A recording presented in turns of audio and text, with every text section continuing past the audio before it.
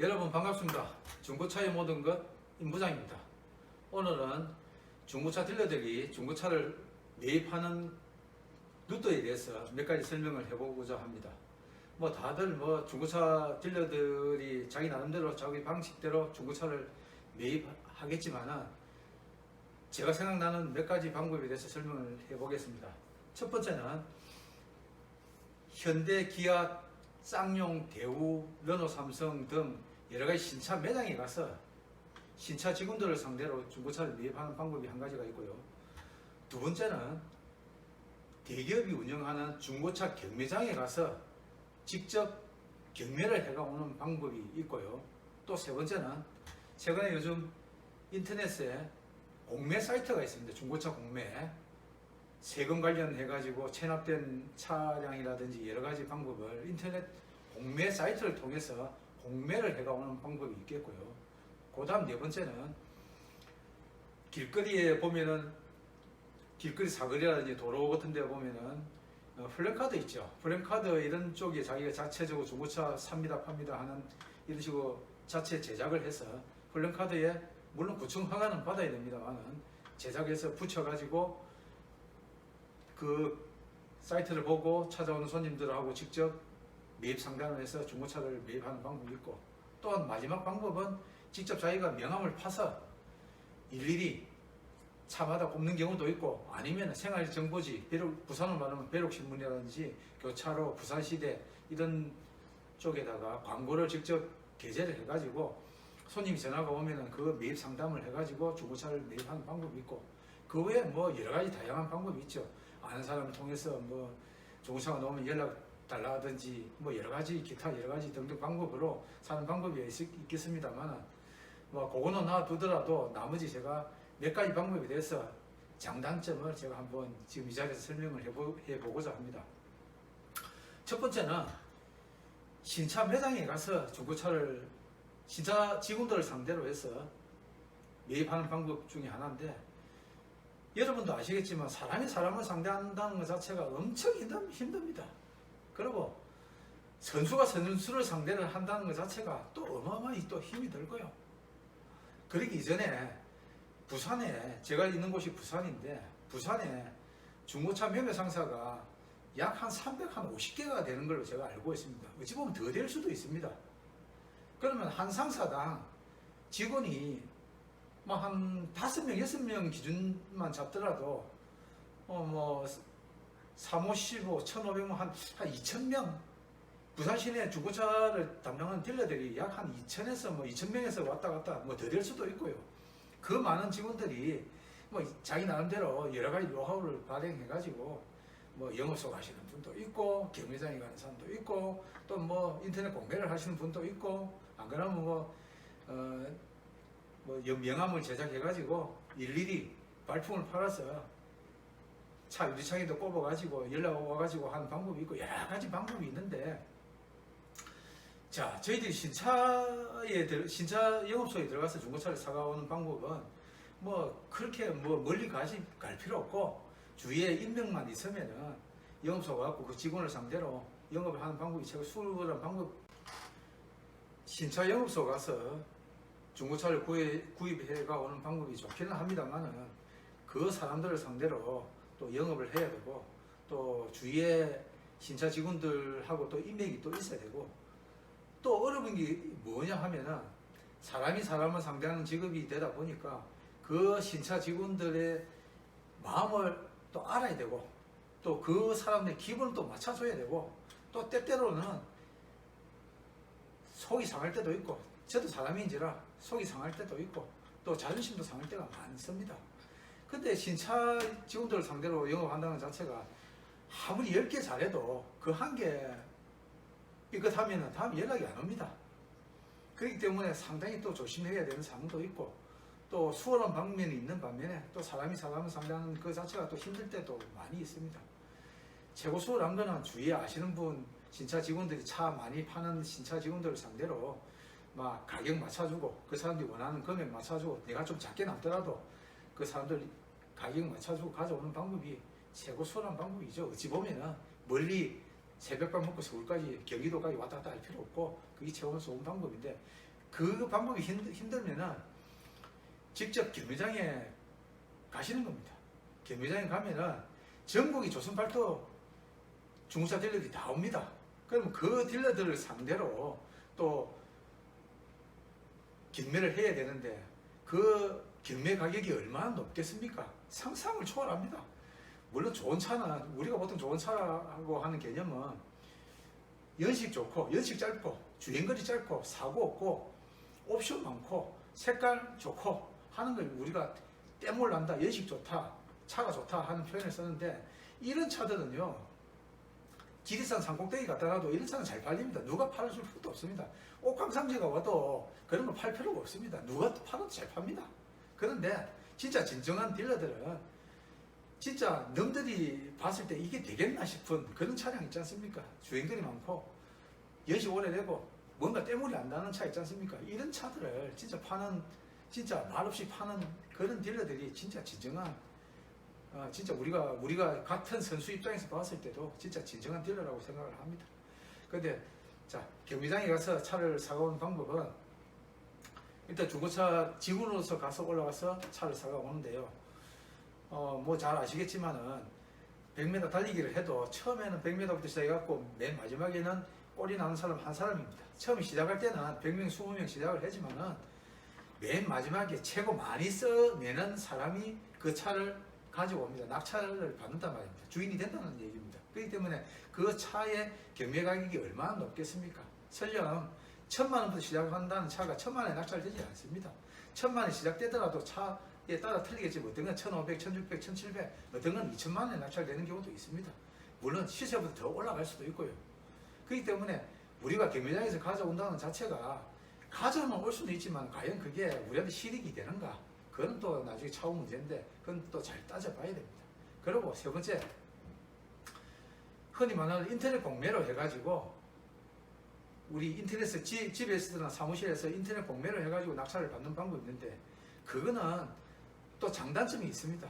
장점은 뭐냐면 집에서 그냥 그 점검서만 보고 그냥 내 그 용도에 맞춰서 낙찰을 받는 방법인데 여러분 아시겠지만은 단점이 뭐냐면 장점보다 단점이 더 많습니다. 저도 10수년 동안 공매를 많이 해가 왔습니다만 낙찰을 받고 나서 후회를 안 해본 적이 없습니다. 왜냐? 공매차를 낙찰을 받아갖고 막상 가보면 차 자체가 엉망진창입니다. 왜? 그 차 자체가 원래가 타시던 분들이 돈이 없어갖고 세금 미납돼가지고 여러 가지 어려움이 있어가지고 그 차를 공매 처리한 차이기 때문에 차 관리가 안 되십니다, 실제로. 그러다 보니까 낙찰을 받아본들 차 밑에 돈이 너무너무 많이 들어갑니다. 그렇기 때문에 저희들 입장에서는 또 선호하는 방법이 아닌데 또한 차를 또 낙찰을 받기 위해서는 이런 방법 저런 방법 다 쓰면서 또 낙찰을 받는 경우가 있습니다. 근데 저는 인터넷 공매를 해가지고 낙찰을 받는 거를 추천한 사람 중에 한 사람은 아닙니다. 물론 그 나머지는 본인이 판단해야 또 할 수 있는 방법이 있겠지만 그 다음에 네 번째 방법은 길거리 사거리 모퉁이나 차길에 그 판매 부서에다가 플랜카드 같은 거 그런 방법인데 구청에 신고해가지고 15일인가 뭐 한 20일인가 정확한 날짜는 모르겠습니다만 그 기간까지 자기가 중고차 삽니다, 팝니다 이런 식으로 자기 전화번호 밑에 넣고 하는 방법이 있는데 그것도 제가 딱 한 번 해봤습니다만 엄청 부지런해야 되고요. 또 밖에 그런 거다 보니까 바람이나 태풍 불면은 또 다 나가고 없습니다. 그럼 또 그 제작하는 비용이 또 최소한 플래카드 하나 제작하는 게 뭐 5만원, 7만원, 뭐 어떤 건 10만원씩 되는데 설치비까지 그거 한두 군데 붙여야 될 것도 아니고 여러 동네마다 다 붙여야 되는데 그 제작 비용도 또 만만치 않습니다.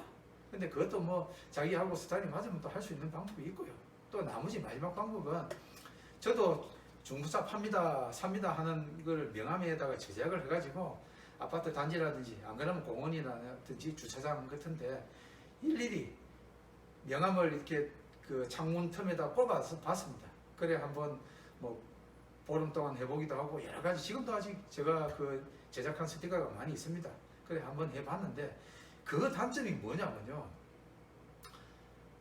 아파트 단지 같은데 이런 데도 꽂아 놓으면 경비한테 전화가 옵니다. 이런 거 쓰레기 왜 이런 거 붙여놨냐고. 어떨지 자존심이 많이 상합니다. 그렇기 때문에 그것도 선호하는 방법이 아닌데 뭐 어쩌겠습니까? 신차 영업소 못 가고 복매 못 하고 경매장 못 가는 사람은 그런 방법이라도 해야 될 거 아닙니까? 아니면은 뭐 주위의 친구나 뭐 친척이나 또 뭐 여러 가지 동호회나 이런 데 카페나 가입해가지고 중고차 놓으면 그에 맞춰서 또 중고차 구입하는 방법도 있기는 합니다만 그거는 뭐 본인 알아서 여러 가지 노력하는 나름이고 어떤 게 정답이라고는 중고차 매입하는 데 없습니다. 그거는 단지 본인 스타일대로 그렇게 매입을 하면 되는 방법이 있으니까 그렇게 하시면 되고요. 지금 제가 봤을 때는 그냥 신차 영업소 가서 신차 직원들한테 그 비위 맞히고 자시고 뭐 자존심 상하면서 할 필요 없고요. 제가 봤을 때는 그냥 경매장 가서 가격이 좀 세기나 경매장 가서 그냥 정당하게 좀 작게 남더라도 경매를 박아오는 게 최고의 방법입니다. 제가 봤을 때는 그렇습니다. 뭐 다른 방법이 있으면 또 다른 방법 하시는 것도 그 난도 방법이 괜찮고요.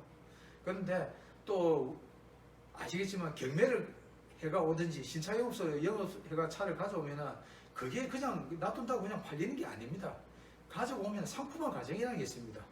상품화 과정이 뭐냐면은 손님이 타던 걸 저희 딜러 입장에서는 바로 매입을 해가 오기 때문에 그 차 상태 자체가 바로 팔 수 있는 물건이 되질 않습니다.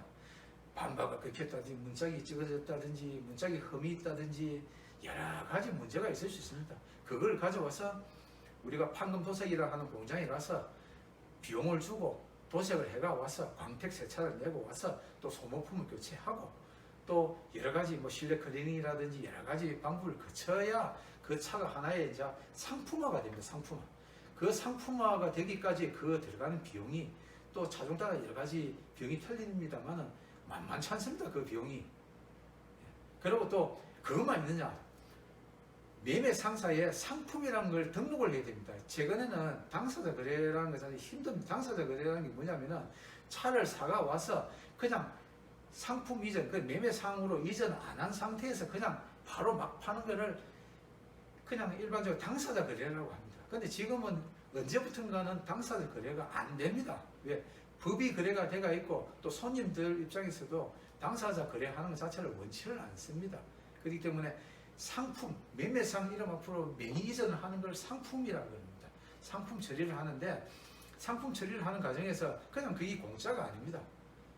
뭐 여러분 잘 아시겠지만 매매 상사의 상품을 하게 되면 차종 따라 틀립니다만 상품 비용이라는 게 있습니다. 주차비도 발생하고요, 수수료도 발생하고요, 상품 이전비가 발생합니다. 그게 차량에 따라 틀리지만 작게는 약 한 30만원에서 많게는 40~50만원까지 뭐 더 되는 것도 있고 조금 덜 되는 것도 있습니다만 평균적으로 30에서 한 60만원 정도의 상품 이전비라는 게 또 발생을 합니다. 그러면 경매를 하든지 공매를 하든지 영업소에 사가 오든지 뭐 여러 가지 방법에서 물건을 가져오게 되면은 그걸 공장에서 상품화를 하는 과정에서 돈이 들어가고 또 매매상으로 상품 이전하는데 또 비용이 들어가고 그러면 최소 비용이 약 한 100만 원 일단 차비도 들어간다고 보시면 됩니다. 그 외에 나머지 저도 장사니까 약간 남아야 되지 않습니까?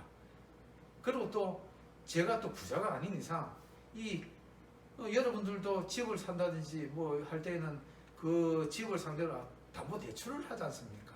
저희들도 마찬가지입니다. 돈이 크게 있는 상황이 아니기 때문에 그 차를 상대로 또 재고금융이라는 게 대출을 또 합니다. 그러면 재고금융이라는 그 비용 자체가 또 만만치 않습니다. 그 어떻게 계약하느냐에 따라 또 캐피탈에 따라서 재고금융 이자가 한 달에 5.5%에서 6.5%까지 그 금융 비용이 발생합니다. 그 우리가 매입을 해가 가져와가 약 한 100만 원 정도의 상품화 과정, 상품비 다 따져가 한 100만 원 정도 들어간다 봅시다. 그러면 내가 1000만 원짜리를 서울 경매장에서 낙찰을 받아오면은 그게 원가가 1100만 원이 됩니다. 1100만 원이 되는데 그거를